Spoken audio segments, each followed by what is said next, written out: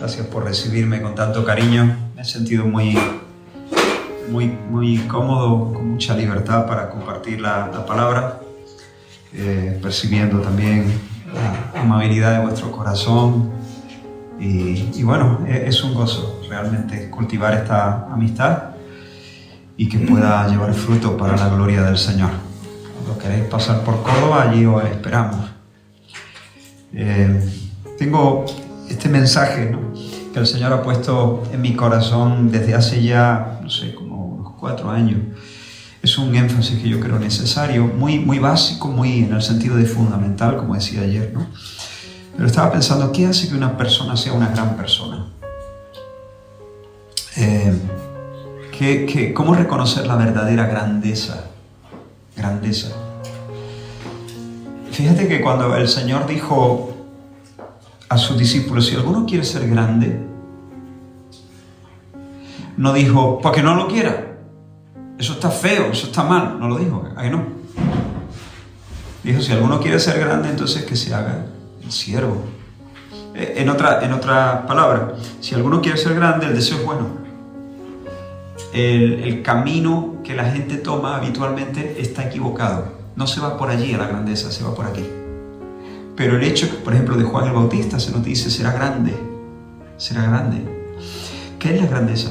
Los antiguos lo llamaban magnanimidad. Magna, grande. Anima, alma. Alma grande. Eso es, grandeza es alma grande. Alma grande.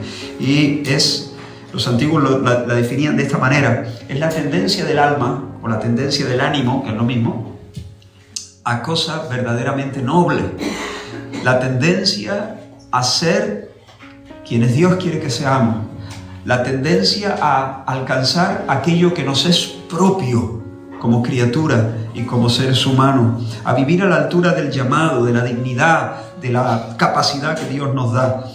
Grandeza es esa energía moral que nos saca de la tibieza, que nos saca de la indiferencia ética y que nos lanza a lo mejor, a la cumbre. Lo contrario es pusilanimidad. Pusilanimidad, de lo contrario es la grandeza, es mezquindad, es un alma achicada, apocada, encogida, es estrechez. El pusilánime es un timorato, un medroso, un cobarde. El pusilánime es alguien que no se hace cargo de ser quien es. En buena medida, y esto es una reflexión personal, tengo que pensar más en esto, pero lo lanzo aquí. Habéis visto, todos hemos asistido, a veces con cierto espanto, a personas que se dicen ser un cyborg, por ejemplo, o personas que se dicen ser un gato. Los hay, de verdad. Y uno dice, ¿pero qué historia es esta? No sabes si llorar, si reír. Los ves y, claro, es demasiado serio para reír. No puedes reírte, la compasión nos prohíbe reírnos de esto, pero honestamente, algunos parecen a mis amigos cuando éramos niños y íbamos a fiestas de disfraces, ¿no? ¿Qué es esto? Y en el fondo, hermano, yo creo que en el fondo, en lo más profundo, aún de manera inconsciente, lo que tenemos es una generación achicada, pusilánime, cobarde, que ha perdido la esperanza de alcanzar lo que Dios nos propone, y entonces nos conformamos con la mediocridad. Soy un gato. ¿Cómo vas a ser un gato? Si una persona, el día que su patria lo llama a ir al frente, a luchar en una guerra justa, digamos, no, a defender tu casa, a defender tu hogar, si ese día tú dices, soy una gallina, lo que merece es que alguien te coja del pecho, te agarre del pecho y te diga, no, tú no eres una gallina, tú eres un gallina, que es distinto. Tú eres un cobarde, anda al frente, porque eres un ser humano y eres hijo de esta patria y tienes que defender tu hogar. Y creo que el Señor nos quiere decir, como generación, pero también como cristiano en medio de esta generación, anda al frente, levántate. Tú no eres un gato, tú no eres un cyborg, tú eres un ser humano y eres un hijo de Dios. Arriba, hazte cargo de ser quien eres. No seas un moroso de tu condición. No escape. Tenemos una generación que no quiere ser un santo ni quiere ser un héroe, prefiere el valle, prefiere la vida cómoda. Y hermanos, yo hoy quiero animaros a no conformaros con el combo salud, dinero y amor, sino a ir a por lo alto, a por lo noble, a por lo digno, a por aquello que Dios nos propone, a ir a por aquello que es lo propio de nuestra vocación, ir a por la santidad. Y quiero invitaros a leer un texto que se encuentra en la primera carta de Pedro, primera de Pedro, capítulo 2, versículos 24-25, solo 2 versículos. Primera de Pedro, capítulo 2, versículos 24 y 25, un texto que está clavado en mi corazón desde, como digo, hace ya un tiempo. Y dice la Escritura,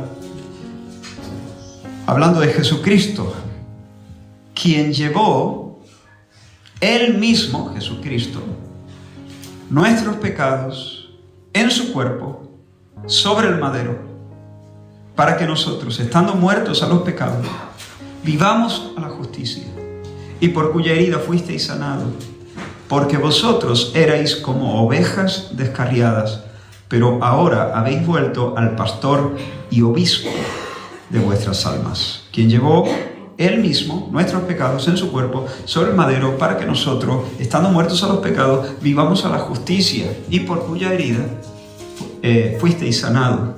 Eréis como ovejas descarriadas, pero ahora habéis vuelto al pastor y obispo de vuestras almas. Jesucristo llevó nuestros pecados en su cuerpo sobre el madero. Sin esa verdad no hay evangelio. Sin esa verdad todo lo que nos queda es un sistema religioso sin vida y sin poder. Si nosotros tuviéramos una idea un poco más clara acerca del pecado, no podríamos escuchar esta frase: Él mismo llevó en su cuerpo sobre el madero nuestros pecados, sin estremecernos. El pecado es alta traición. El pecado es el insulto más grave, es algo bajo, es feo, es indigno, es ruin, es antinatural. El pecado, literalmente, en una última lectura, el pecado es un intento de asesinar a Dios. Eso es el pecado. Y además es una profanación del orden divino. El pecado entristece a Dios, provoca a Dios, disloca el universo, arruina nuestra alma. Y Jesús, en un acto de absoluta abnegación, lo llevó en su cuerpo sobre la cruz. ¿Qué te parece? Cristo murió como un maldito, clavado de pies y manos a un madero, suspendido entre el cielo y la tierra, sin patria, sin ropa. Dice: los justos heredarán la tierra. Jesús murió sin una cuarta de tierra bajo sus pies, suspendido en la nada. Los justos florecerán como la palmera. Y Jesús murió allí, agonizando, intentando tomar un poquito más de aire. Claman los justos y el Señor los oye, dice el Salmo. Sin embargo, Jesucristo clamó: Eli, Eli, lama sabactani, Dios mío, ¿por qué me has desamparado? Y el cielo no solamente no respondió, sino que hubo en aquella hora tinieblas sobre la tierra. Dios azotó el Calvario con la misma plaga con la que azotó Egipto. En la cruz, Dios Padre le dijo a Cristo: maldito sea. ¿Por qué? ¿Por qué ocurrió eso? Un tiempo antes, cuando Jesús descendió al Jordán para ser bautizado por Juan, el cielo se abrió. El Padre habló, le cantó su amor al oído. El Espíritu Santo reposó sobre él. Vino, recuerda, en forma de paloma y reposó, permaneció sobre Cristo. Y a veces yo he escuchado, bueno, ¿por qué el Espíritu vino en forma de paloma? La paloma simboliza algo manso, algo... Bueno, con todo el respeto hacia esas interpretaciones, no creo que sea por eso. ¿Dónde vemos nosotros una paloma antes? Esta es una clave para la interpretación bíblica. ¿Cuál es la primera mención? La ley de la primera mención. ¿Dónde vemos una paloma? ¿Cuándo? ¿El arca? ¿El arca de Noé? Toda la tierra bajo la maldición de Dios, bajo el diluvio, bajo la maldición, bajo el castigo, bajo el juicio divino. Y entonces Noé saca un cuervo que vuela y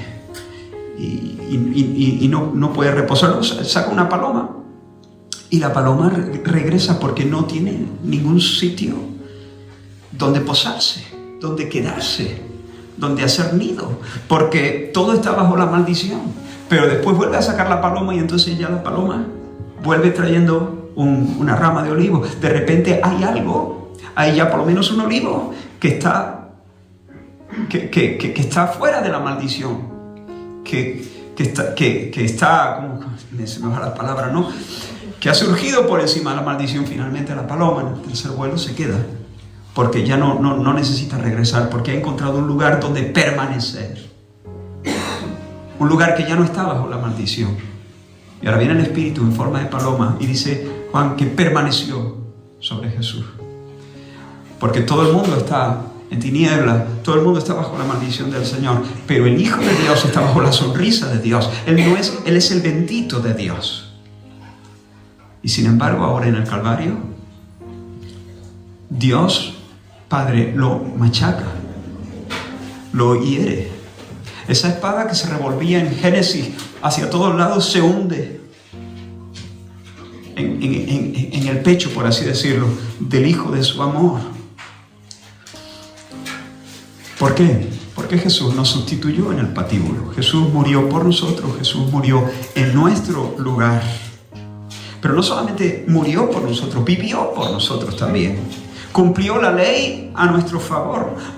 Vivió como Dios manda, y no solamente en nombre propio, vivió como Dios manda, como representante de una nueva humanidad. Su vida entera fue un canto de amor al Padre, un tributo al Padre. Vivió la vida que nosotros no éramos capaces de vivir, murió la muerte que nosotros no éramos capaces de soportar. En la cruz, como suelo decir, la frase no es mía, en algún lugar la leí, no sé si la estoy citando literalmente, pero es una frase que creo que recoge la esencia, el tuétano del Evangelio. En la cruz, esto fue lo que pasó en la cruz. En la cruz Dios Padre trató a Dios Hijo como si Él hubiera vivido tu vida.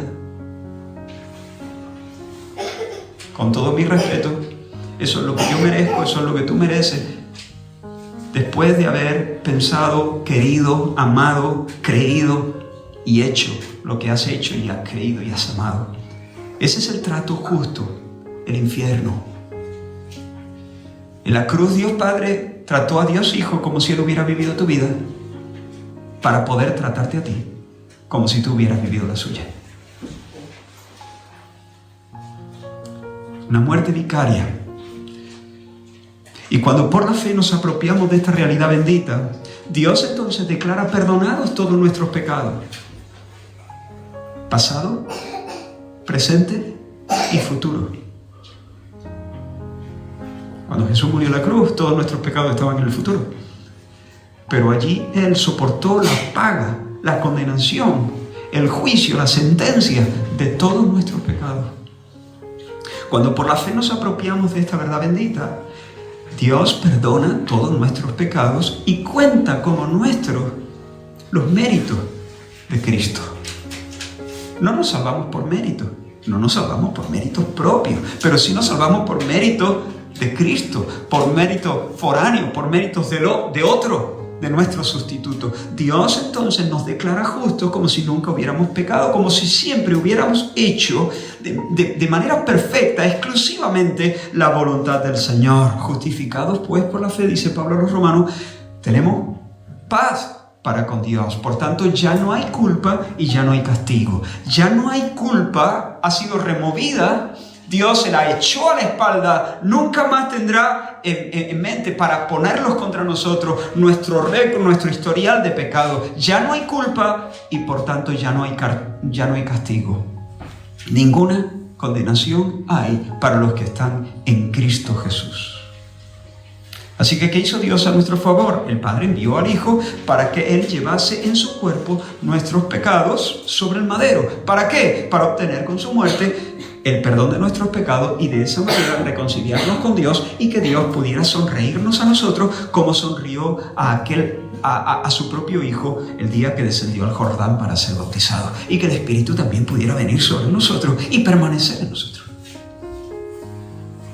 Nunca nos vamos a cansar de decir estas cosas y predicarlas y cantarlas y escribirlas. Pero nuestro texto dice otra cosa. Nuestro texto tiene otro acento, otro énfasis. La justificación, el perdón de los pecados, no es el énfasis de nuestro texto. ¿Qué dice exactamente el pasaje? Lo vuelvo a leer. Quien llevó él mismo, Jesucristo, nuestros pecados en su cuerpo sobre el madero, ¿para qué? Para que nosotros, estando muertos a los pecados, vivamos a la justicia, y por cuya herida fuisteis sanados. No dice por cuya herida fuisteis reconciliados. Por supuesto que fuimos reconciliados por su herida. Por supuesto que por su sangre o por su muerte vicaria, que es lo mismo. A ver, hermano, el pecado nos indispone con Dios, nos enemista con Dios y nos coloca bajo el desagrado divino. Nos coloca bajo la sentencia divina. Y claro que sí, por su muerte vicaria en la cruz, Cristo nos reconcilia con Dios. Pero hermanos, el pecado no solamente nos enemista con Dios. El pecado hace más cosas. El pecado nos desfigura. El pecado nos envenena, nos ciega, nos pervierte, nos atrofia. Nos hace completamente inútiles para la vida buena. Pero Cristo, y aquí sí está el acento de nuestro pasaje, Cristo fue abierto en el altar de la cruz para comprar nuestra sanidad, nuestra reconciliación también. Pero en este caso Pedro está hablando para comprar nuestra sanidad, para volver a darnos un rostro humano, para darnos ojos que vean, para darnos un corazón sensible, para darnos pies como de sierva, para que podamos ascender a la cumbre y estar firmes en las alturas. Escucha, iglesia. Jesús fue cosido con hierros a las maderas de una cruz romana para romper tus prisiones, como hemos cantado hace poco. Hay libertad. Para que nosotros podamos vivir a la justicia. ¿Eso qué es? Pues vivir una vida que se ajusta, que se conforma, que se acomoda a la voluntad de Dios. En palabras más llanas, para vivir como Dios manda. Jesús murió por mí para que yo pueda vivir como Dios manda. Jesús fue molido en tu lugar para hacer de ti un santo, para librarte del... Escucha, hermano, espero que el Señor te dé la gracia de escuchar como se debe este mensaje. Esto no es un mandamiento. Esto es una noticia. Esto son buenas nuevas. Te voy a repetir la frase porque a veces escuchamos estas cosas como mandamiento. Yo no te estoy dando un mandamiento ahora, luego te daré alguna exhortación. Pero ahora no te estoy dando ninguna exhortación, ningún mandamiento. Te estoy dando buenas noticias. Jesús fue molido en tu lugar para hacer de ti un santo. Para librarte del poder del pecado. Para que ese tirano llamado pecado ya no tenga nunca más el pie puesto sobre tu cuello. Jesús murió por ti para sanarte del orgullo, para hacerte manso, para hacerte humilde, delante de Él y delante de los demás. Jesús murió por ti para que tú puedas ser fiel a tu cónyuge, tanto en tu pensamiento como en tu conducta. Jesús murió por mí para que yo pueda decir la verdad, para que podamos ser honestos, para que podamos ser... franco, en lugar de andar haciendo trampas, en lugar de dar lugar a la simulación, a la hipocresía y de ser mentirita, blanca, verde o como sea. Jesús llevó nuestros pecados en su cuerpo sobre el madero para que nosotros pudiéramos ser agradecidos en vez de vivir vidas malhumoradas y ir ladrando por el mundo y ser exigentes. Jesús murió por nosotros para hacernos generosos en lugar de hacernos personas mezquinas con nuestro dinero, con nuestros recursos, con nuestro tiempo. Para que pudiéramos abrir nuestro corazón a los demás, en lugar de ser avaros e indiferentes. Jesús murió por nosotros para libertarnos de la pereza, para que podamos ser trabajadores diligentes, trabajadores esforzados y honrados. Hermanos, Cristo murió por nosotros. Cristo murió por mí. Puedo mirar a las mujeres como mujeres, en lugar de mirarlas como carne sin nombre, para consumir en una pantalla con ojos lujuriosos, ¿entiendes? Cristo murió por mí. Puedo alegrarme entonces por la prosperidad de mi vecino. No necesito ser la persona con los hijos más obedientes, ni la esposa más elegante, ni tener el ministerio más conocido. No necesito. Cristo murió por mí. Puedo asistir al éxito de mi hermano, al éxito de mi vecino, ver que tiene mejor coche, tiene mejor casa y realmente sentir una alegría sincera en mi corazón por eso. Cristo murió por mí. Puedo ver cómo mi competidor me adelanta en la última curva y mientras me dan la medalla de plata, estar en el cajón del podio, en segundo lugar, pensando, ¡qué máquina! ¿Cómo lo ha hecho? ¿Entiendes? Porque Cristo murió por mí. Cristo murió por mí, puedo dejar de fumar. No es que fume, es un ejemplo, ¿no? Puedo ser moderado en el comer, en lugar de ser un glotón. Puedo ejercer una piadosa mayordomía de mi cuerpo, de mi tiempo. Puedo vivir un noviazgo pleno y feliz, dejar las relaciones sexuales para cuando tocan, para el marco sagrado del matrimonio, como una forma de confirmar y de expresar y de celebrar el pacto matrimonial. Puedo vencer el miedo al que dirán. Puedo escapar de la adicción al móvil, a las pastillas, a los halagos. Cristo murió por mí. Puedo perdonar traiciones. Puedo pasar por alto insultos. Puedo renunciar a la venganza. Puedo bendecir a los que me maldicen. Puedo cuidar de la reputación de los demás. En lugar de entregarme al chisme, en lugar de despellejar con mis comentarios a los demás, puedo ser paciente y amable en el tráfico, hermanos. Cristo murió por mí.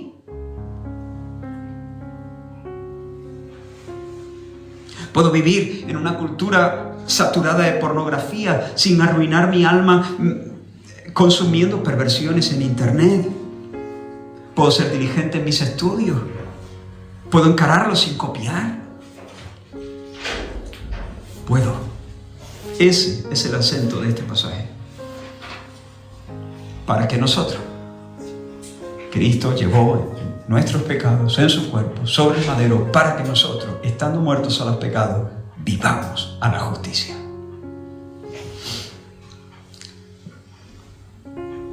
Por una parte, Cristo murió por mí. Por una parte, como hemos dicho, ya no hay culpa, ya no hay castigo.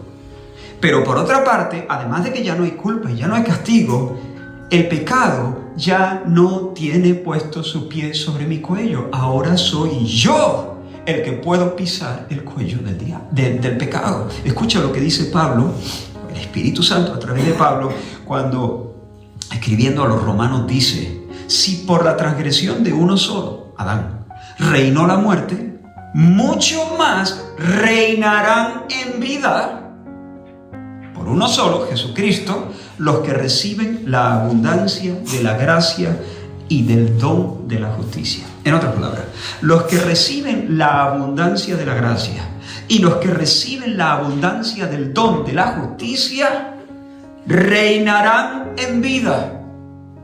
Yo sé que hay personas dentro de las iglesias que solo quieren perdón y cielo. Perdón y cielo. A muchos les basta con poder decir: a ver, yo soy pecador, igual que todo, igual que todo. Yo soy pecador, igual que todos, porque todos pecamos, y el que no es un mentiroso. Y a mí el Señor, igual que a todos, me perdona y me regala la gloria. Porque estamos bajo la gracia. Estamos bajo la gracia y entonces el Señor nos perdona a pesar de que somos pecadores, porque todos lo somos.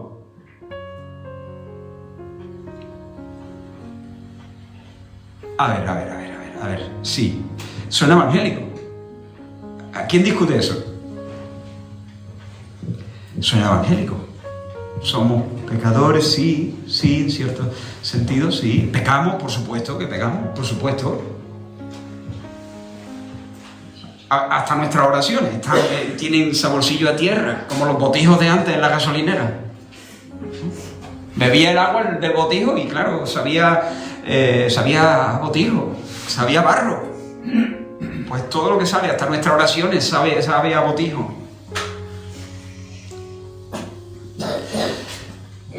Suena evangélico, pero mi pregunta, eso es, estoy bajo la gracia y Dios me perdona. Vale, estamos bajo la gracia y Dios te perdona, pero mi pregunta sería: ¿pero estás reinando?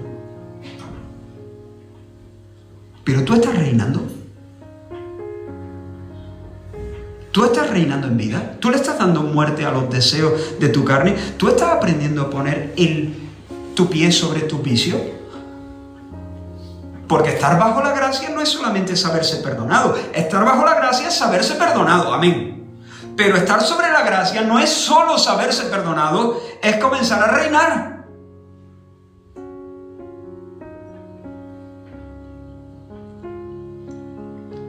Romanos 6, un poquito más adelante, Pablo escribe: el pecado no se enseñoreará, no se enseñoreará de vosotros, pues no estáis bajo la ley, sino bajo la gracia.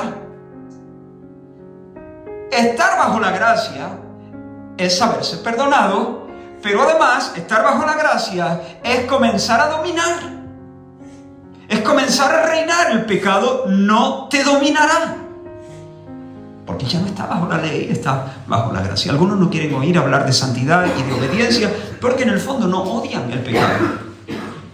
Aman la liviandad, aman el coqueteo con el mundo, aman la verbenita del pueblo, aman la fiesta mundana, el programita picante, los ambientes sensuales, eso es lo que les gusta. Quieren el cielo, sí, pero al mismo tiempo aman estas cosas. ¿Qué puedo decir de ellos con todo el respeto? No son cristianos. Hablan de la gracia, pero la gracia de la que hablan es una gracia falsa, una gracia de cartón, una gracia desfigurada, convertida en una excusa para seguir pecando. Hermanos míos, no existe verdadero cristianismo donde no hay un anhelo creciente de santidad. El cristiano quiere ser santo. Al cristiano le dice: Cristo ha muerto por nosotros y Dios está configurándonos a la imagen de su Hijo. Seremos transfigurados. Y le alegra el día, o sea, le hace mucha ilusión ser santo. Si no hace ilusión ser santo, si no hay un anhelo creciente de santidad, ahí no hay vida espiritual. Eso no es cristianismo.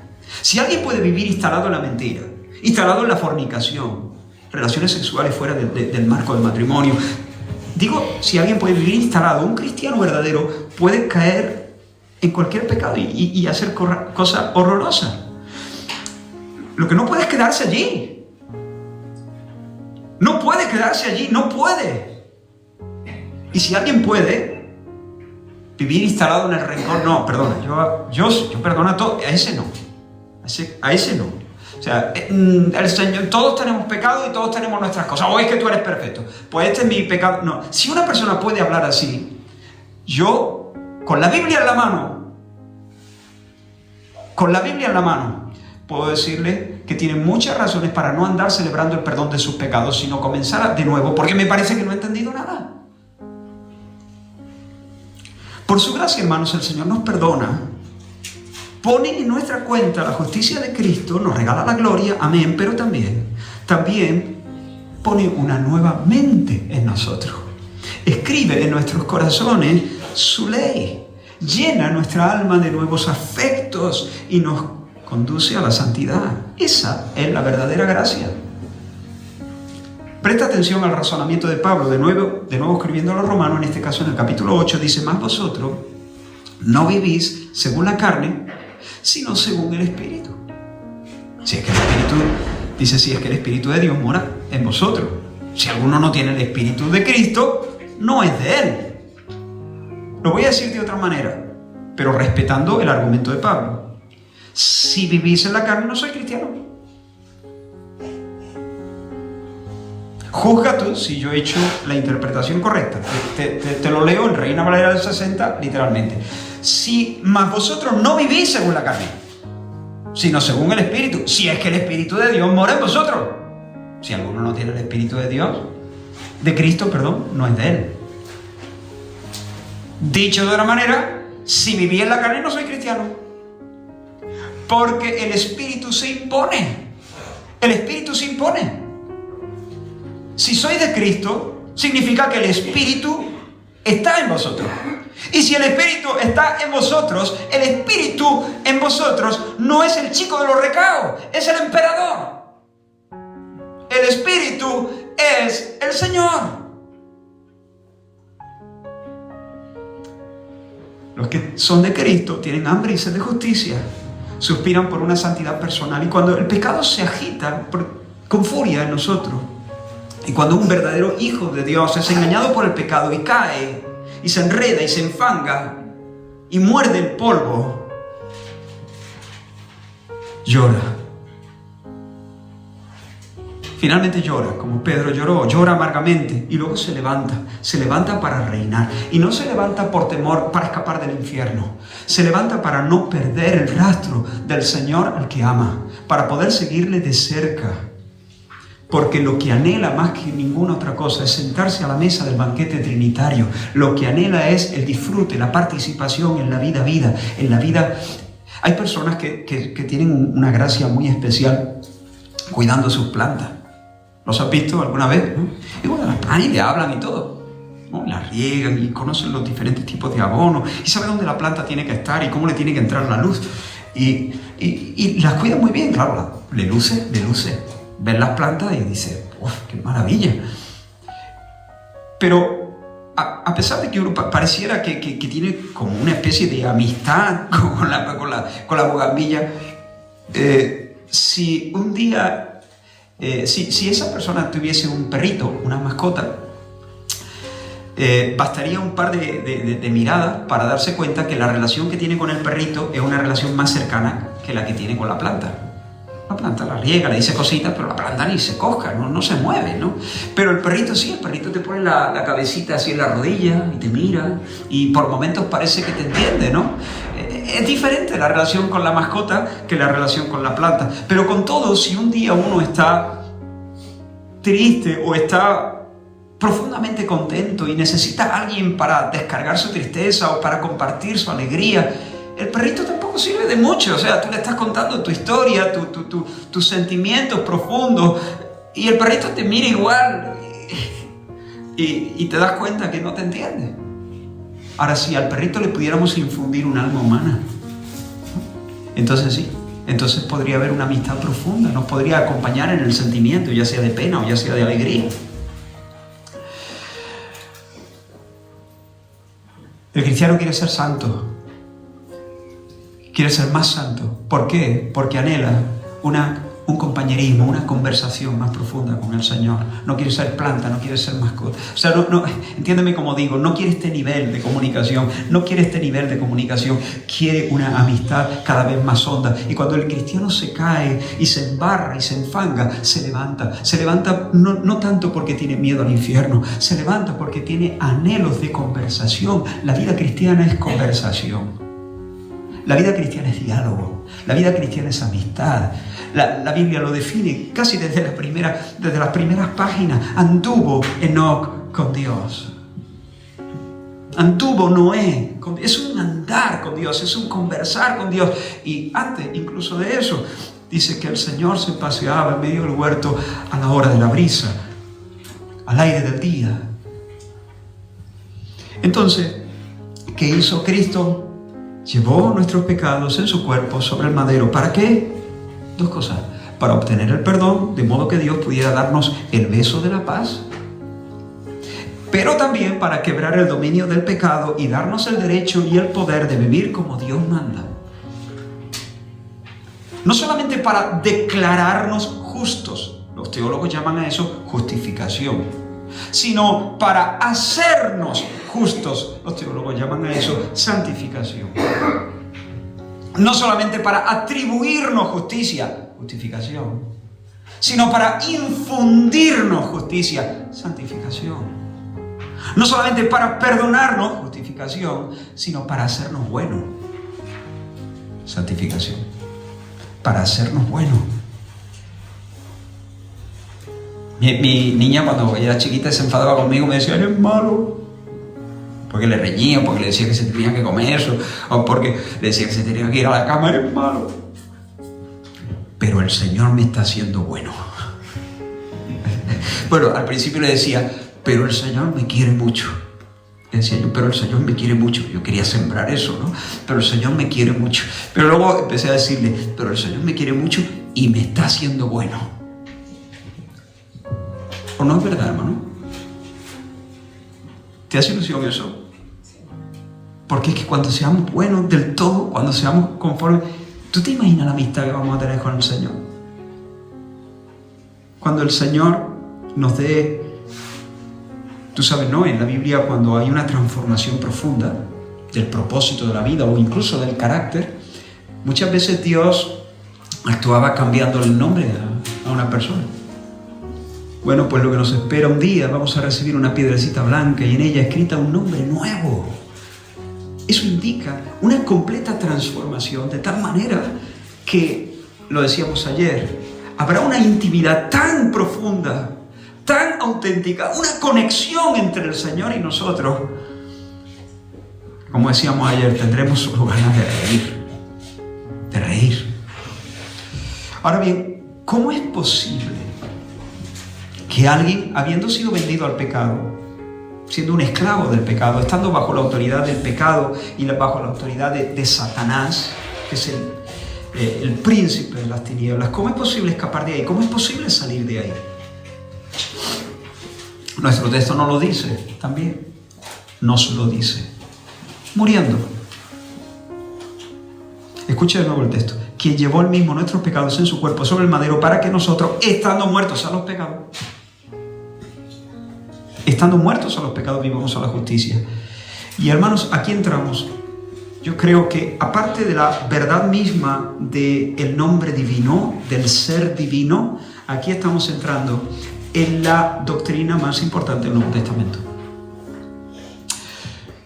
En un sentido, Jesús murió por nosotros para que nosotros no muriéramos. Para que nosotros no muriéramos eternamente en el infierno. Jesús murió para que nosotros no muriéramos. Pero en otro sentido, Jesús murió para que muriéramos. Jesús murió por nosotros para que en Él, vinculados a Él, nuestro viejo hombre muriera. Dios mismo, la doctrina a la que me refería es la doctrina de la unión con Cristo. Todas esas frases de Pablo, en Cristo, en Él, que se repiten una y otra vez. Dios mismo establece una unión tal entre Cristo y los creyentes.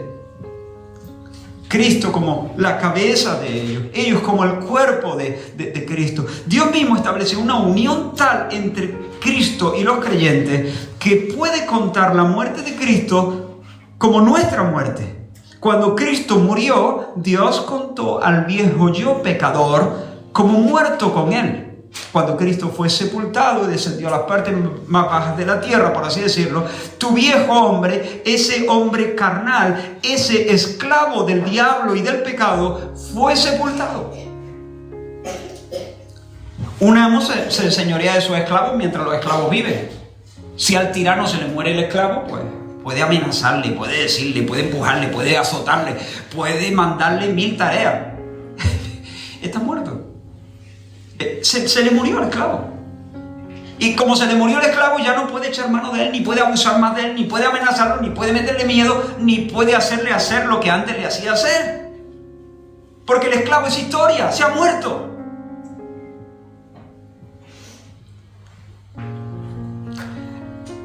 Eso es lo que nosotros simbolizamos en el bautismo. El bautismo es una tumba. La tumba líquida. Bajo esa tumba líquida simbolizamos lo que verdaderamente ha ocurrido en el mundo espiritual. Que hemos sido sumergidos o bautizados, que es lo mismo, hemos sido sumergidos en la muerte de Cristo. Y el esclavo que yo era es historia. Con Cristo, dice Pablo, estoy juntamente crucificado.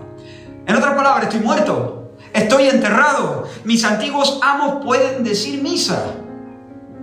La expresión. Mis antiguos amos pueden amenazarme, enseñarme el puño, enseñarme el látigo. Pero soy un cadáver, ya no les pertenezco. Pero es que hay más, hermano. Cuando nosotros bautizamos a la gente, supongo que aquí en Lleida es lo mismo. Los sacamos del agua, no solamente los metemos, sino que luego los sacamos, ¿no? Resurgen. Ese es uno de los gestos, ese es uno de las imágenes, de los gestos más bonitos que uno puede ver en este planeta Tierra. El momento donde la persona que bautiza, el pastor o quien sea, tira de la persona hacia arriba y la persona resurge, se levanta del agua, es alzada, se está simbolizando lo que ha ocurrido en el mundo espiritual. Y es que cuando Cristo se levantó, reventó el sepulcro y se levantó de la muerte, cuando salió de las entrañas de la tierra, ganó para los suyos el soplo de la nueva vida. Los cristianos son gente resurgida, son gente revivida, son gente resucitada. Muertos con Cristo, crucificados con Cristo, sepultados con Él en su bautismo, resurgidos con Él en su resurrección. Pero hay más. Cuando Cristo ascendió a los cielos, también nos hizo partícipes de ese triunfo. El apóstol Pablo, ahora escribiendo a los Efesios, dice, y juntamente con Él nos resucitó, y ahora escucha, y asimismo nos hizo sentar en los lugares celestiales con Cristo Jesús. ¿Cómo es eso? ¿Estamos en los lugares celestiales sentados en Cristo Jesús o estamos aquí en Lleida? ¿Cómo funciona eso? Bueno, ¿has visto las carreras de velocidad? Especialmente las carreras de distancia, las de velocidad, de 100 metros, ¿no? Generalmente son carreras que tienen un fin muy apretado, de tal forma que muchas veces se necesita la photo finish para determinar quién es el atleta que ha ganado, ¿no? Y congelan la imagen de la entrada de los corredores. Creo, si no recuerdo mal, creo que es el pecho, pero digamos que es la cabeza, ¿no? El primero que mete la cabeza es el que se lleva la victoria, ¿no? Entonces, ahora, imaginaos que esta es la carrera, la imagen se congela ahí. Yo soy el corredor que en primer lugar atraviesa la línea de meta, pero mira dónde está mi talón. Todavía no he atravesado la meta está aquí. Yo he atravesado la meta con mi... Ahora, una pregunta. Imagínate que el segundo corredor que ha metido su cabeza logra meter todo su cuerpo antes que entre mi talón. Es decir, el primer corredor que logra entrar su cuerpo entero es el otro. Pero yo he metido primero mi cabeza, pero por lo que sea, por el gesto que hice, mi talón quedó un poquito más atrás. ¿Quién? No responde, pero ¿quién gana? No responde en voz alta, pero ¿quién gana la carrera? El que primero metió la cabeza. No importa dónde esté el talón. Si metió la cabeza, bueno, no sé si es la cabeza o si es el pecho. Yo creo que es el pecho, pero bueno. El que primero metió, no importa dónde está el talón. Ese ya ganó la carrera. Su talón participa de la victoria de la cabeza, por así decirlo. Bueno, pues hermano, ¿nuestra cabeza dónde está? Nuestra cabeza ya ha atravesado la meta. Por lo tanto, nosotros estamos sentados en lugares celestiales con Cristo Jesús. Así. Nosotros todavía no hemos cruzado la meta. Nosotros estamos en lo que los antiguos llamaban este valle de lágrimas. Dice, oye, qué visión más pesimista de la vida. No, es que se ve así en contraste con el cielo. Claro, en contraste con el cielo, esto es un valle de lágrimas. Y nosotros todavía estamos aquí en este valle de lágrimas. Pero ya hemos ganado. Ya hemos ganado. Porque nuestra cabeza ya traspasó los cielos y está sentado a la diestra de la majestad de las alturas. Ya hemos ganado. Y nosotros participamos ya de ese triunfo. Y por la fe nosotros tenemos entrada a esa tierra bendita y sagrada llamada en Cristo. En esa tierra todo es nuevo. De modo que si alguno está en Cristo, nueva criatura es. Las cosas viejas pasaron y aquí todas son hechas nuevas. Y por el milagro de la regeneración, yo tengo un nuevo corazón. Luz para el entendimiento, calor para mis afectos, orden para mis amores. El Espíritu de Dios ha orientado las velas de mi corazón. Cristo es mi norte. Pero hay más, hay más. Hemos dicho muertos con Cristo, sepultados con Cristo, revividos con Cristo, sentados en los lugares celestiales con Cristo Jesús. Pero hay más. Y en este texto se nos dice, somos puestos bajo el imperio de un nuevo amo. Escúchalo otra vez. Yo sé que soy pesadito, pero soy casi un taladro, ¿no? Pero no me importa, para dejarlo bien fijo en vuestra mente y en vuestros corazones. Vosotros, dice, quien llevó Él mismo nuestros pecados en su cuerpo sobre el madero, para que nosotros, estando muertos a los pecados, vivamos a la justicia. Y ahora sigue diciendo el apóstol Pedro, vosotros erais como ovejas descarriadas, pero ahora habéis vuelto al pastor y obispo, episcopos. Scopos es mirar, epi es sobre, por encima. Entonces el que mira por encima es el atalaya, el que hace la ronda, el guardián, traducen algunas Biblias, el pastor y guardián de vuestras almas, el que vigila, el protector, dicen otras versiones. Habéis vuelto al pastor y guardián de vuestras almas. Y hermanos míos, ese pastor y guardián no está por allí en algún lugar distante. No es un Jesucito de mi vida, que es un niño en una mesita de noche. No es un crucificado de madera clavado en el altar de algún retablo, en el retablo de alguna iglesia. Es el Dios vivo que ha hecho morada en nosotros. El que hace la ronda vive en mí. La noche que Jesús fue entregado, le dijo a los suyos: yo rogaré al Padre y os dará otro ayudador, para que esté con vosotros para siempre, el Espíritu de verdad, al cual el mundo no puede recibir porque no le ve ni le conoce. Pero vosotros le conocéis, porque mora con vosotros y estará en vosotros. No dejaré huérfanos, vendré a vosotros. En otras palabras, me voy, pero no os dejo. Me voy, pero no os dejo. Me marcho, pero vengo. Me marcho, pero vendré. Es decir, hasta aquí yo soy vuestro pastor y os pastoreo. Hasta aquí yo soy vuestro guardián y os protejo y os guardo. Estoy aquí para fortaleceros, para guiaros, para tiraros de la oreja, para aconsejaros, para corregiros, para protegeros, para dar la cara por vosotros. Pero cuando yo me vaya, no os vais a quedar sin pastor y sin guardián. Porque el Espíritu será uno como yo, que ocupará mi lugar y que hará mi trabajo. Cuando Él venga, yo estaré. Cuando Él venga, yo estaré con vosotros todos los días, hasta el fin del mundo. ¿Cómo Jesús cumple esa promesa? Por la venida del Espíritu de Dios, la inhabitación divina, la vida de Dios en el alma humana, la morada del Padre y del Hijo por el Espíritu Santo en la vida de los suyos. Y entonces el pastor vive dentro, vive con nosotros. Está por el Espíritu. ¿Y qué hace un pastor? Nos guía por sendas de justicia, por amor de su nombre. Fíjate, en virtud de la regeneración recibimos un nuevo corazón, recibimos completa justificación, pero un nuevo corazón, una nueva orientación de nuestra vida. El Señor escribe su ley en nuestros corazones, pero no es solamente en virtud de la regeneración, es en virtud de la morada de Dios en nosotros. Él ha venido para pastorearnos, pero para pastorearnos desde adentro. Y Él ha venido para guardarnos y guardarnos desde adentro. El Señor está con nosotros como un gigante poderoso. Y vigila nuestro campamento. Los restos de pecado todavía se agitan en nosotros, claro que sí. Cualquiera que sea cristiano, de verdad, sabe que la lucha es a muerte, a muerte, a muerte. Y el que no está luchando a muerte,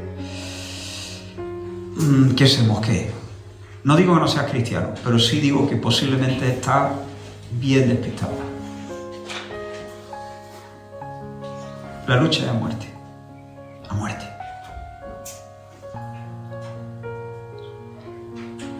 Pero luchar a muerte con el pecado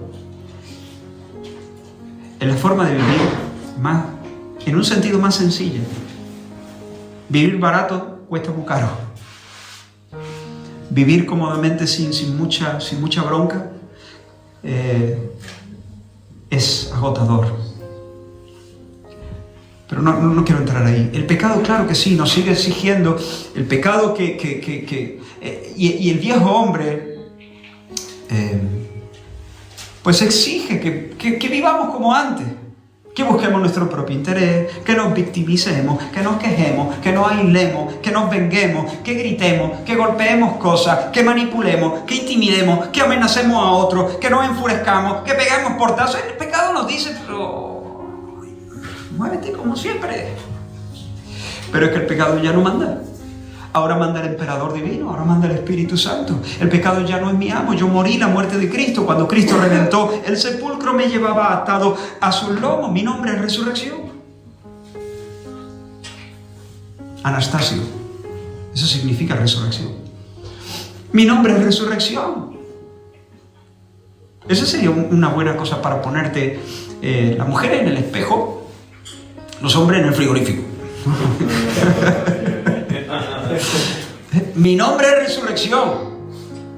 o en la mesita de noche.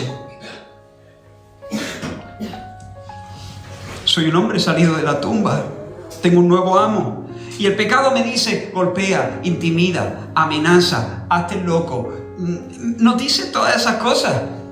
Pero el emperador que vive adentro, el Espíritu de Dios, Cristo nuestro pastor, nuestro Padre que mora por el Espíritu en nosotros, no dice ninguna palabra corrompida salga por tu boca. Que se quite de ti toda amargura, todo enojo, toda ira, toda gritería, toda maledicencia. Nos dice que seamos benignos, misericordiosos, perdonadores, que hablemos para edificar.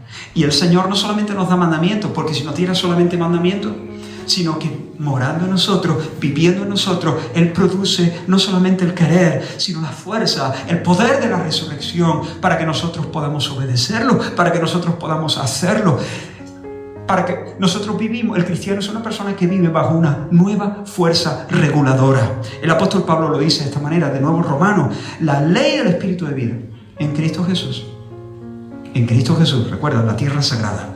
En esa tierra vivimos, en Cristo Jesús. La ley del Espíritu de vida en Cristo Jesús me ha librado de la ley del pecado y de la muerte. Es decir, en esta tierra bendita llamada en Cristo Jesús, la ley del Espíritu de vida, en otras palabras, la acción poderosa del Espíritu de Dios, la acción constante y efectiva del Espíritu Santo en nuestros corazones, me ha librado y me sigue librando de la ley del pecado y de la muerte. ¿Qué pasa si tú echas un trozo de hierro en el agua? Se hunde. ¿Por qué? Porque en este planeta Tierra opera una fuerza, la ley de la gravedad. Supongo que es por eso. Yo soy de letras puras, ¿eh? Lo mismo digo, pero bueno, me corregí, ¿no? Entonces uno dice, bueno, y como un barco que pesa, sí, miles de kilos, hay mucho hierro ahí. ¿Cómo un barco puede flotar sobre el agua? ¿Cómo lo hace? Por el principio de Arquímedes. Lo busqué en internet. Hay dos fuerzas actuando ahí, dos fuerzas. Por una parte la ley de la gravedad, por otra parte el empuje hidrostático. Los ingenieros navales tienen que hacer cuenta y asegurarse de que el empuje hidrostático es más fuerte que la otra ley que quiere hundir el hierro y llevárselo al centro de la Tierra.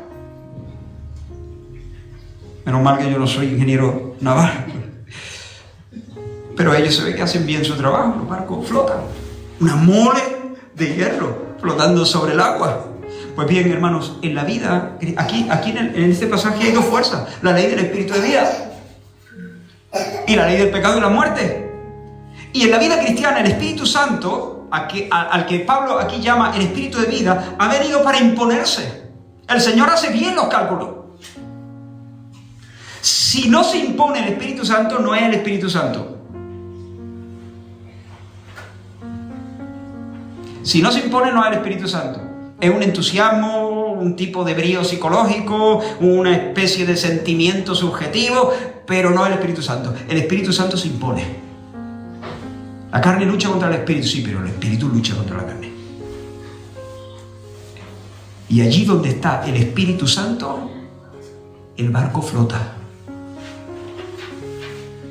Allí donde está el Espíritu del Señor, el barco flota. Por supuesto, a veces entra agua, por supuesto, a veces se tambalea, pero finalmente resurge, flota, avanza, porque el Espíritu Santo ha venido a ejercer imperio, una fuerza constante y efectiva que nos capacita para aplastar el poder del pecado y andar en santidad como Dios manda y bajo su liderazgo, de manera progresiva, no de manera, sino a veces demasiado lenta. A veces gemimos porque es demasiado lento, pero de manera inexorable se va forjando en nosotros el carácter santo de nuestro Señor. El fruto del Espíritu es amor, gozo, paz, paciencia, benignidad, bondad, fidelidad o fe, mansedumbre y templanza. Eso es gracia. Gracia es perdón y gracia es poder. Estamos llegando al final. Pero permitidme algo más. Así que Jesús llevó nuestros pecados en su cuerpo sobre el madero. ¿Para qué? Dos cosas. Reconciliarnos con Dios. Segunda cosa, poner fin al dominio del pecado y hacernos vivir a la justicia. como Dios quiere que vivamos, una vida que se ajusta a su voluntad, una vida grande. ¿Y cómo? Abrazando en fe la muerte y la resurrección de Cristo como nuestra muerte y nuestra resurrección. En virtud de dos cosas, en virtud del milagro de la regeneración o del nuevo nacimiento y en virtud de la morada permanente del Dios Trinidad en nuestro corazón. Por tanto, lo único que nos queda decir es lo que Pablo le dice también a los romanos, en Romanos 6, vosotros consideraos muertos al pecado, pero vivos para Dios en Cristo Jesús. A eso me refería. Mi nombre es resurrección. Mi nombre es resurrección. No reine pues el pecado en vuestro cuerpo, sino presentaos vosotros mismos a Dios como vivos de entre los muertos y vuestros miembros a Dios como instrumentos de justicia, porque el pecado no se enseñoreará de vosotros, pues no estáis bajo la ley, sino bajo la gracia. Considérate muerto, considérate muerto. He contado varias veces la historia de Zacarías Tyndall. ¿Conoces a Zacarías Tyndall? Era un negro imponente, parecía un príncipe, nació como esclavo en una plantación de Alabama. Sus padres y sus abuelos habían servido en esa misma plantación, aunque él nunca conoció a su abuelo. Lo mataron de manera brutal, le dieron a beber, lo emborracharon y luego lo lanzaron al río sabiendo que no sabía nadar. Lo que más dolor le causaba al presente a Zacarías era ver que los niños de sus amos se burlaban y golpeaban a veces a sus propios hijos nacidos en aquella finca. Por eso, cuando el 1 de enero de 1863 entró en Estados Unidos la proclamación, entró en vigor la proclamación de emancipación, donde se anunciaba la abolición de la esclavitud y se le daba permiso a los esclavos para salir, Zacarías tomó a su esposa, tomó a sus niños y se fue de aquella finca sin mirar atrás. Sin embargo, días después, estaba en el pueblo comprando pan en una tienda y de repente entró su antiguo amo.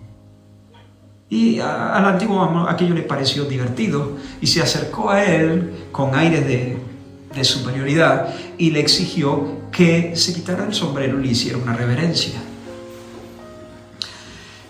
Zacarías se resistió al principio, pero entonces el amo lo amenazó y lo miró de manera furibunda, lo agarró del pecho y en ese momento entonces Zacarías fue a inclinarse, quitarse el sombrero, inclinarse para hacerle la reverencia que el otro le estaba requiriendo.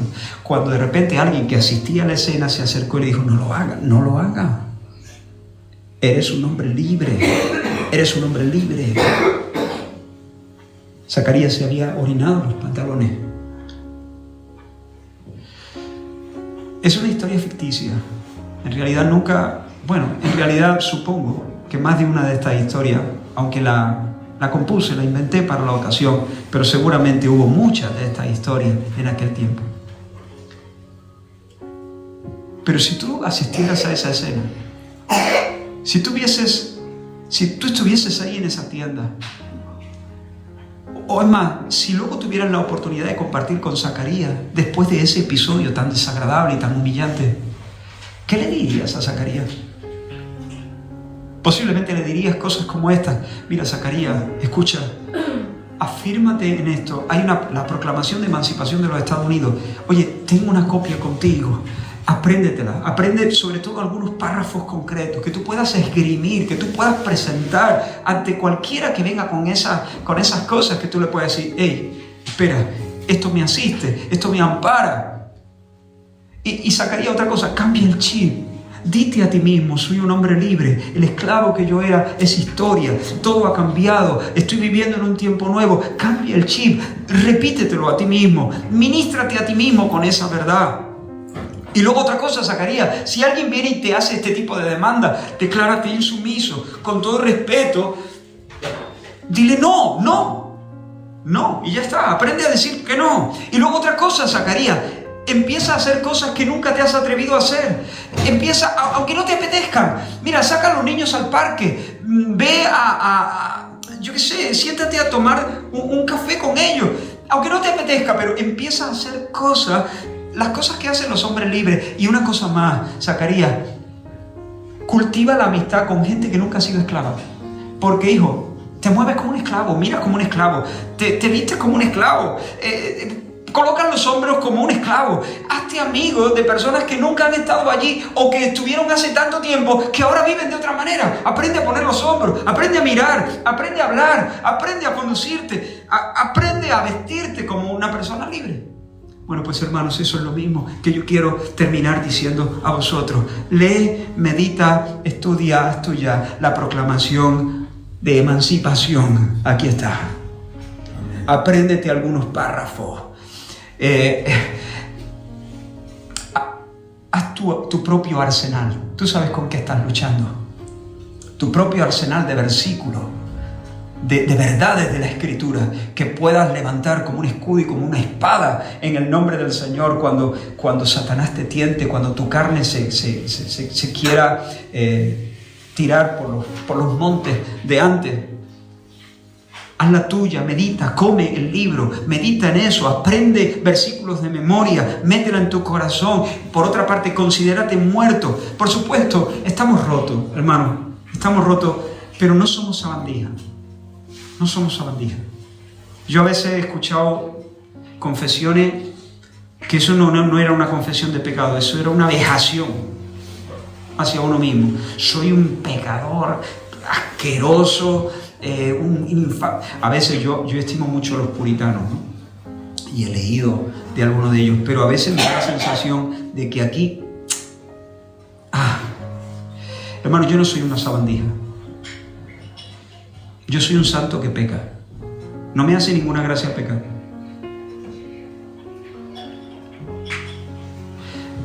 Mira el lenguaje del Nuevo Testamento. ¿Cuál es el lenguaje del Nuevo Testamento? ¿Tú crees de verdad que al Señor le hace mucha ilusión si yo oro? Señor, soy una alpargata, soy una sabandija, una miserable cucaracha, pero gracias porque tú me amas. Honestamente, Señor, yo reconozco que he pecado en mí, pero tú me has hecho un hijo tuyo. Tú me has hecho un santo. ¿No? Como acabamos de cantar, ¿no? Sos santo. No recuerdo bien la letra, pero exacto. Y Señor, lamento mucho y me entristece ver los restos de pecado todavía obrando y bullendo dentro de mí y a veces ganándome terreno. Pero Dios mío, es que cambia mucho. Es que cambia mucho. Si yo pienso que soy una alimaña, pero si yo pienso que soy un santo que peca, es que cambia mucho. Entonces, apréndete la declaración de emancipación. Mete el evangelio en tu corazón. Segundo, cambia el chip. Cambia el chip. Tercero, declárate insumiso a la carne. Declárate insumiso al diablo. Declárate insumiso al mundo. Y di, no serviré. Ahora soy un siervo de Dios. Y luego compórtate como un rey. Camina como los reyes, en el sentido de haz cosas que antes no te atrevías a hacer. Esposo, ora por tu esposa. Eso a veces es de lo más difícil, porque ella conoce todo. Ella conoce todas tus manías, tus tonterías, tus chiquilladas. Pero amigo, Dios te ha puesto ahí en tu casa. Eres un santo que peca, pero eres un santo. Ora por tu esposa y cuando ores por tu esposa, ponle la mano en la cabeza. Entiéndeme, es una manera, no es que esa sea la manera de orar, pero los hombres a veces estamos avergonzados, estamos llenos de culpa. Bueno, ponte a cuentas con el Señor, pero luego vive como lo que eres, hazte cargo de ser quien eres, ministra a tus hijos, no te achantes. ¿Se entiende? Y luego cultiva la amistad con gente que nos lleva kilómetros de ventaja, que han caminado con el Señor, que han aprendido a vencer sus pecados, sus vicios. Cultiva la amistad con ellos. No te aísles nunca de la iglesia. No falte todas las reuniones que puedas. Métete en medio de la comunidad de la fe. Métete, estate ahí, participa en todo. Yo lo único que no participo, bueno, es verdad que hay algunas cosas, pero cuando hay un congreso de mujeres, por ejemplo, no me voy a poner una peluca y me voy a meter ahí, ¿no? Pero lo demás, todo lo que pueda. Porque esto nos hace bien, nos necesitamos. Y donde yo estoy, a veces que me hago pipí en los pantalones porque el diablo me acorrala, resulta que tú eres muy libre ahí. Y yo te veo vivir con esa libertad y se me pega, se me contagia. Aprendo de tu libertad y eso me estimula, me anima, me enseña, me empuja al amor y a las buenas obras. Y seguramente a ti te estimula pues ver que yo en otras áreas camino y corro con cierta libertad. Estemos en medio de la comunidad de fe. Termino, ahora sí, de verdad, diciendo, ofrécete al Señor.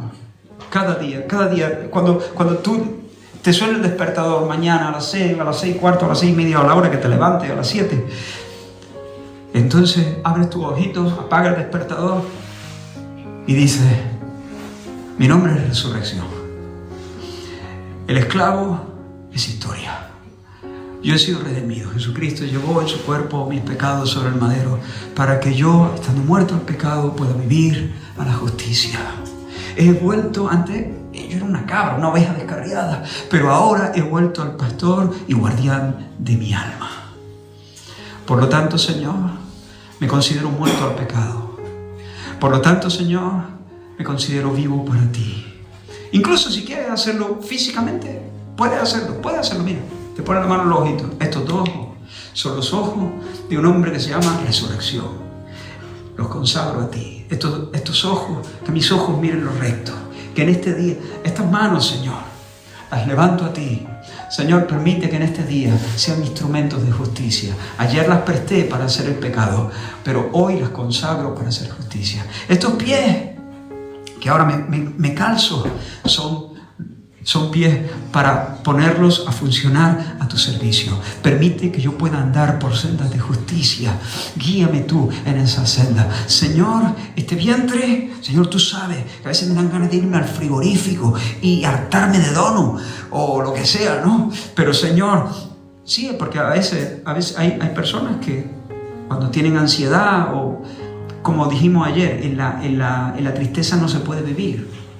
Nuestra alma no puede vivir en la tristeza, entonces tenemos inquietud y algunos pues salen y hacen compras compulsivamente y otros se medican la tristeza pues yendo al frigorífico, traca, y luego se sienten mal. Pero Señor, ayúdame, este estómago que tú me has dado y este cuerpo que tú me has dado, mi nombre es resurrección, Señor, por la fe, ayúdame. Y hermano, el Señor te va a dar y nos va a dar victoria muy hermosa. Termino con unas líneas de un poema de Teresa de Ávila que me gusta mucho y lo uso mucho. Ella dice, vuestra soy, hablando de Dios en plural, no un plural majestático, vuestra soy, para vos nací, ¿qué mandáis hacer de mí? Veis aquí mi corazón, yo le pongo en vuestra palma, mi cuerpo, mi vida y mi alma, mis entrañas y afición.